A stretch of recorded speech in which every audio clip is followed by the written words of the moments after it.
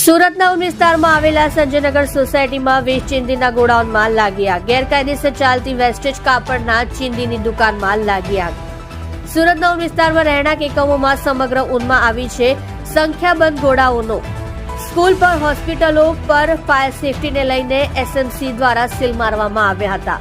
આવા ગેરકાયદેસર જે ગોડાઉન છે એના પર ક્યારે થશે કાર્યવાહી? મહાનગરપાલિકા રાજકોટ જેવી બીજી કોઈ મોટી દુર્ઘટના થવાની રાહ જોઈ રહી છે એમ સમજાતું નથી. જો બીજી વાર રાજકોટ જેવી અગ્નિકાંડ જેવી મોટી હોનારત થાય તો એની જવાબદારી કોની? મહાનગરપાલિકા દ્વારા આવા ગોડાઉન ઉપર કોઈ કાયદેસરના પગલાં લેવામાં આવશે કે પછી બેદરકારી દાખવવામાં આવશે એ જોવાની વાત. તમે જોઈ રહ્યા છો SD ન્યૂઝ ચેનલ ફેઝલ શેખની સાથે.